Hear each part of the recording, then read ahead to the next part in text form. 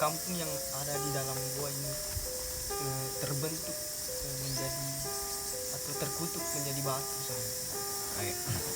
Jadi berdasarkan pertanyaan ini, bagaimana proses terbentuknya istilah perkampungan yang terkutuk menjadi batu yang dikenal dengan sejelek kebambu.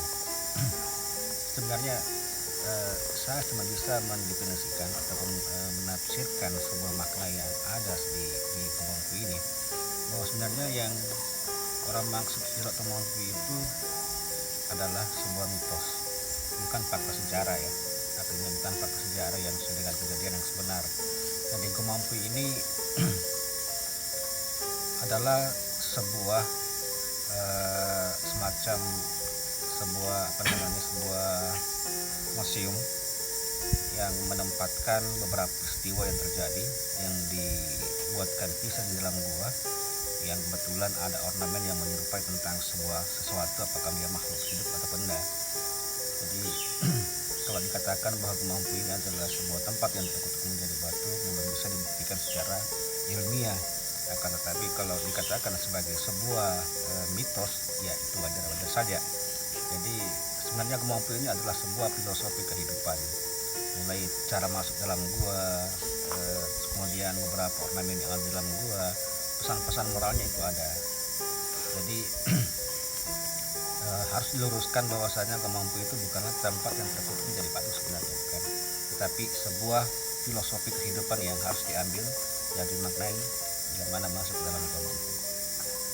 Arti dari gua mampu ini Ya, kalau kita menelaah tentang makna daripada kata mampu, itu mampu dalam artian bahwasanya kita tahu mampu itu secara umum orang sudah mengetahui dia adalah semacam sebuah pemberian ataupun sebuah kata sifat yang memang memenuhi ya. Jadi kalau dikatakan mampu itu wajar-wajar saja, kondisi alam yang luar biasa, strategis, dan juga memang terlibat dari beberapa bencana, misalkan banjir dan juga kekeringan. Jadi mampu itu berasal dari sebuah filosofi yang ada di masa lampau tentang bagaimana sumber kekayaan alam yang ada. Jadi kemampu ini identik dengan lahan pertanian, sumber kekayaan alamnya, ada lahan untuk persawahan, ada pegunungan, ada sungainya, mata airnya. Jadi komplit untuk kehidupan. Jadi maka itulah dinamakan mampu. Kemudian dilihat dari sendiri bagaimana kesuburan tanah yang ada di sini. Ya meskipun tekstur lahan yang ada itu bebatuan, akan tetapi masih mampu menunjukkan pohon-pohon yang bahkan ada ratusan tahun. dan mengapa di setiap tapak batu selalu ada tetesan airnya yang menetes? Yaitu bersumber dari akar-akar kayu yang ada yang tumbuh di atas gua ini. Jadi kebanyakan yang ada di dalam gua itu setelah itu juga tetesan batu yang berasal daripada sat kapur yang ada. Jadi prosesnya tidak sebentar sebenarnya. Maka kalau mau dikaitkan tentang sejarah kutukan dengan terbentuknya gua, itu beda sekali. Jadi jelas dan nyata. Kalau gua mampu ini bukan perkampungan terus menjadi batu, tetapi adalah sebuah tempat yang memang sudah terbentuk secara ilmiah sejak awal, dan itu bisa ribuan tahun yang lalu. Setiap tempat di dalam gua mampu ini memiliki legenda atau cerita tersendiri memang. Ya, di dalam gua ini kalau tidak salah ada sekitar 17 ornamen ataupun situs yang ada. Ya, 17 itu bukan berarti dia mempunyai kisah, akan tetapi sebuah bentuk yang dibuatkan kisah. Jadi beda kisah yang ada yang dibuatkan bentuk dan bentuk yang dibuatkan kisah. Artinya memang dia sudah ada, ornamennya sudah terbentuk dengan begitu sehingga mungkin menyerupai sesuatu sehingga dibuatkan cerita. Ini seperti ini. Jadi masing-masing pasti punya cerita. Apa nama raja gua mampu di sini? Kalau kita berasumsi pada proses terbentuknya kerajaan di abad ke-7 sampai abad ke-10, sebenarnya kerajaan Mampu adalah kerajaan yang tertua, salah satu kerajaan tertua yang ada di tanah Bugis. yang berdiri jauh lebih pertama dibanding kerajaan Bone, kerajaan Goa, Bajo dan sebagainya. Karena rata kan kerajaan Bugis di Sulawesi itu terbentuk di abad ke-13. Ya. Jadi Raja Mampu yang pertama yang bernama Lodang Patara. Lodang Patara kemudian inilah yang menjadi cikal bakal beberapa raja-raja yang kemudian memimpin kerajaan-kerajaan yang ada di Utara Bugis. Apakah ada dari kalangan masyarakat Bone membuat wadah bagi kelestarian adat yang ada di Bone, khususnya di kawasan Gua Mampu ini? Ya, untuk mempertahankan adat istiadat itu atau budaya ya, yang ada di masing-masing wilayah, ya secara umum memang ada. Untuk Bone sendiri ada, dan juga untuk wilayah lingkup di Desa Cabeng ini sebagai wilayah utama atau ibu kota daripada bekas kerajaan Mampu, kami sudah punya juga. Kami mendirikan SSB, Sanggar Seni dan Budaya, yang namanya Sanggar Seni Budaya Sulap Apair Mampu. Apa kelebihan yang ada di Gua Mampu ini? Ya. Kelebihan Gua Mampu, ya tadi saya katakan bahwa Gua Mampu ini terkenal dengan sumber kekayaan alam yang ada. Dan salah satu yang menyebabkan kelebihan itu adalah karena Gua Mampu ini menjadi habitat atau tempat tinggal koloni terbesar kelelawar, dan kotorannya itu difungsikan sebagai pupuk itu sejak lama, sebelum ada pupuk-pupuk yang kimia.